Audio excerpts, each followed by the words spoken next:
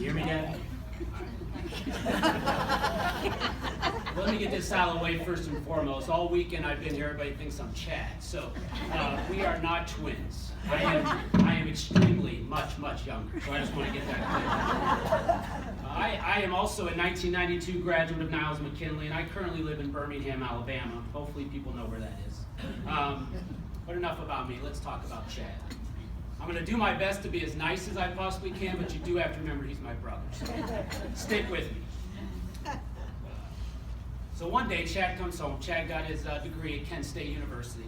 He walks through the door after about 1 year of college, walks up to the parents and says, "I need to talk to you." So I left. And they had the conversation. Now at this point, we all thought Chad, he was a very funny young man. We thought he'd be on Saturday Night Live and make us a lot of money, and my mom and I already shopped out and found an island we were going to purchase. That kind of didn't go very well. But he went and told my parents, who are both educators as well and both retired from the other school down the street that we don't talk about at this ceremony. But they basically came to them and told him he wanted to be an educator. And I think, I told my wife I wasn't going to do this. And he wanted to talk to them about his future, and he told them at that time that he was going to change his major to become an education major, and the only job he would take is to teach at Niles McKinley, and he would take no other job. So, let's say thank goodness for that conversation, and he did become a teacher, because what an impact he has had. Chad was a state champion in speech.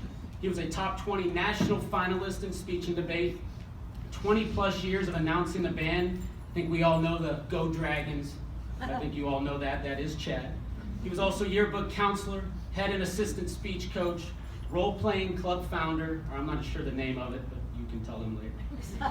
He did play varsity soccer, and as we know back in those days, soccer was just becoming a sport, but he was also Defensive Player of the Year. And he's also taught at Niles McKinley High School for over 20 years. To be an educator for over 20 years is a great accomplishment. That goes with the slogan, once a dragon, always a dragon. And that resonates very well with my brother.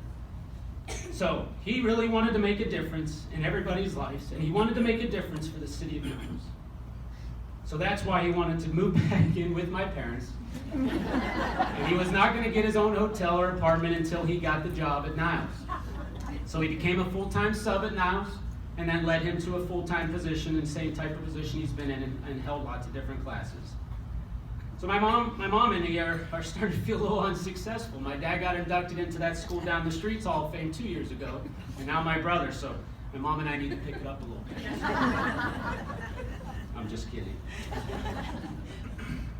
So I do want to think that it's been pretty cool, the impact my family has had on the valley.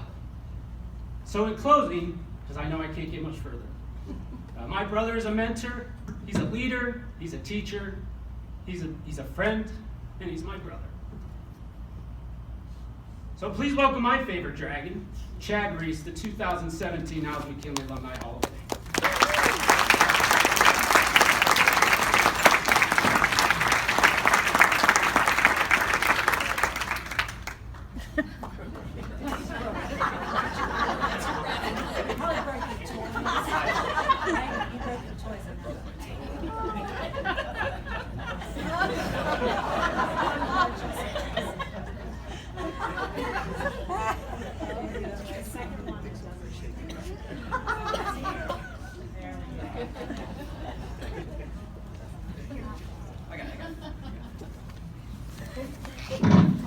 Ooh, okay. There's it's a decades-long joke. I used to speak at the speech banquet every year. And Revezzo would get together with the other coaches. They all have a bet as to when I was going to cry. So, it's going to happen. So I'm going to try. I'm going to try to get through this. I'm actually going to take this off. I'm much more comfortable being able to hold the mic. I'll put it back. Who's next? Mr. Tolbert, you next. I'll put it back. I'll make sure everything's ready to go. Okay. I'm going to talk about 3 groups of people that are responsible for my life. See, I told you. Revezzo would have won because he bet under 5 minutes every year. when I teach my students essay writing, I say, you really should end with your strongest point. But I say, you know what, sometimes the essay itself is going to call for something different. And so, as tonight, I'm going to start with my strongest, my family. Because without them, none of this. Without their inspiration, their support, not punching me in the mouth when I said I wanted to be a teacher. My dad at one point said to me, you can be anything you want in this world, but a teacher. And it took me about 20 years to realize he was just joking. At least I think he was. My mother, constant inspiration. My parents, many of you in this room know my parents. They are everywhere. Everywhere. Sporting event, Stone Yard about 1 billion times a day. Because they love the city. And my mother, a graduate of that other school down the road, we don't talk about that often, right? And she still loves this city with every fiber of her being. Because it's an incredibly awesome place to raise kids and give them every opportunity to go follow their dreams, whatever that may be, right? So, my brother, you heard him, he is blessed with good looks. So that's helped him quite far in his life. He has a beautiful family, and I love them dearly. My aunt and uncle are here this evening. They too have been inspirations to me. And just everybody, my wife, okay? Now my wife has put up with me so far for 15 years, and I'm pretty sure she's gonna stick around a little longer. And she's given me my 2 beautiful boys, and they are the constant goal to keep going, to give them the life that I had by my family. So I want to thank my entire family very much. Okay, second group. Half of them, I swear, are in this room. It's my teachers. Right? My teachers. Because, they are responsible for my professional life. Because they gave me so many excellent models to live up to. Okay? And many of them are in this room. And they inspire me one way or the other. And they have made me want to be the teacher that I am. Okay? Which I hope is a good one. I'm not going to start naming names because I probably forget somebody and then they're going to get angry at me, but I can't repay the debt that the people who inspired me to become me, which I'm happy with. The words will fail me, but I needed to recognize them. Because they gave me so many opportunities to shine.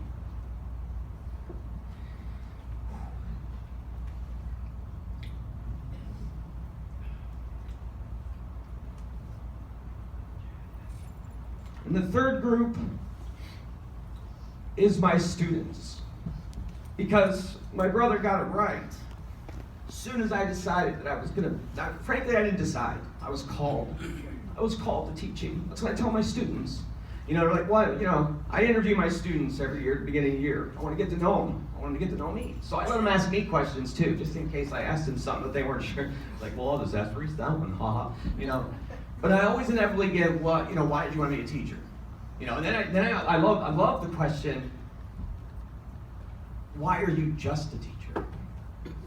I'm like, well, I'm not just a teacher. I'm a teacher. Right? There's no just a teacher. So we have a good laugh about that one, and I hopefully educate them on that, and then I tell them the story that the day I decided to become or was called to teaching, the very second thought was, I want to teach at Niles McKinley to hopefully inspire my students the way I was inspired. And I obviously being a teacher, you need students. So I really wouldn't be anywhere without them. But they are truly the driving force behind what I do. I'm lucky enough to tell people I love my job. You know, so many people, you ask them a question, you know, how you doing? Oh, living the dream or whatever. But I really mean it. I am living my dream. And not everybody gets to say that. And I'm so blessed for that. I'm so happy, even though I'm crying, it's tears of joy. But I'm so blessed for that. And I can do that every day. And do something I love. For people I love. It's magic for me. But our students are amazing. And I know you don't hear it every day. And I know you hear the bad stuff. But they are. We have so many students in the state, in the city, in the country, other countries. I mean, if you look at the list of people in that program, they're everywhere, following their dreams, whatever that dream may be. And no dream is too small, no dream is too big, as long as they are following their dreams. And that, to me, is one of the greatest rewards ever. You know, sometimes Facebook, you know, we gotta watch out for Facebook, but that's been one of the greatest inventions for me. To watch them after they graduate, friend them on Facebook, and follow them through their lives. Are you kidding? This place generates so many dreams. And I don't want anyone out there to ever doubt it. Don't doubt it. Good, bad. Stay positive about our kids. Because that's what this city is all about. Some will stay. Some will contribute. Some may even be standing on this stage someday. Some may not. But know that this is an awesome place. An awesome place to raise children and have them follow their dreams like I did. I want to thank the alumni committee. I'm beyond honored. This honor is, I just can't express how great it's important to me to give me a chance to tell you how great our kids in this city. So I want to thank you all for everything. And I got to stop now because I gotta stop. Thank you once again. Thank you.